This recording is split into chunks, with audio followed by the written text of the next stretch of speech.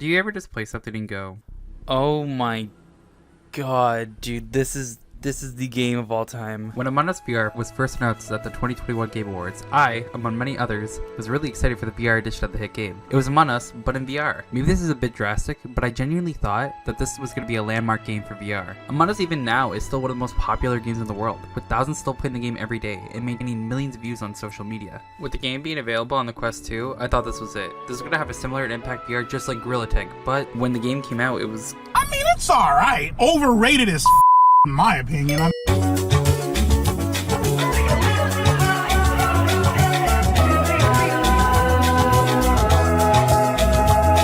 Now, let's start with the positives first. The game is so tiny. Like, you can fit 18 Among Us VRs into the size of BoneLab, or 98 Among Us games into the size of Half-Life Alyx. And that's fantastic in a day and age where games are over 150 gigabytes. In a landscape of VR games being pretty expensive, $12 Canadian is pretty cheap and is very good for this game's accessibility. Free to play would have obviously been the best case scenario, and I think Gorilla Tag proved you can sustain off cosmetics, so with a big IP like Among Us, I think you could have taken this risk. But I think it's very fair until you look at the DLC like, What?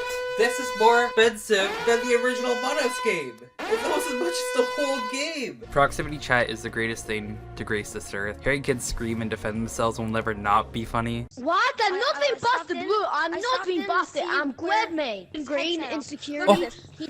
He rage quit. He rage quit. And the graphics of this game look very nice and polished. The hands are kind of weird though. Hey, who's on the other side of this door? What the? Oh my Yo!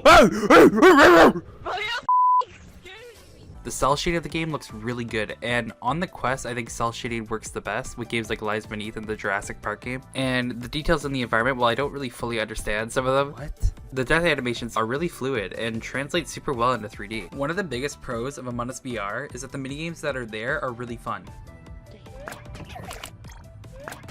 It's just, I wish there was a lot more, as a bunch of tasks from the original Skeld are missing, and the new tasks, while being interesting, are in a smaller quantity, and it leads to the game feeling a bit repetitive too soon. Now, I think the biggest flaw in this game is that it's very much a stripped down version of the original, and I think for this to stand out on its own, it really needed more time in the oven. Now, I already know the developers promised that they're gonna do like a year one roadmap for the game eventually.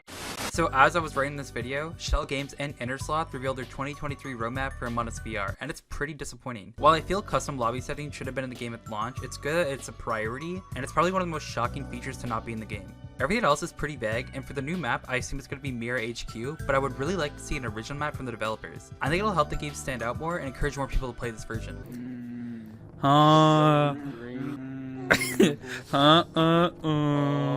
Speaking of maps, there's only one map and it's a Skeld, and it's pretty shocking that the cameras, which were pretty integral to the original map, just don't work. The developers, when talking about this, kind of contradict each other and say that it's more balance related, but also if people really wanted it, then it'll be added. If it was balance related, why not just rework the rooms into something that would work better in VR? Or better for the imposters? Both cameras and communications just don't work right now, and they are kind of pointless aside from there being a few tasks in each room. Hey bro, I'm just trying to watch some Static Man.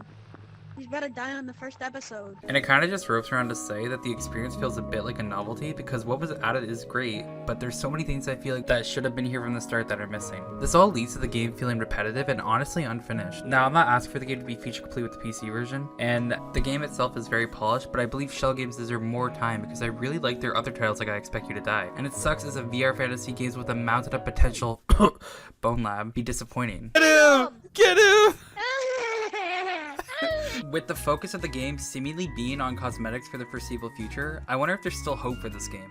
When the game launched, it was a huge success, with a lot of streamers and YouTubers playing the game amassing millions of views, and then they never played it ever again. I mean, look at this graph, man. It didn't even win Game of the Year at the Game Awards. We are living in a time where VR is so mainstream, where any guy can upload a Gorilla Tag video or anything and just blow up. I mean, look at these guys right here. What is this thumbnail, man?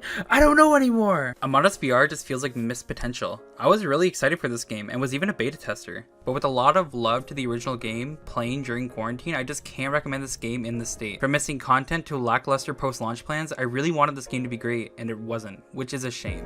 Father, I just want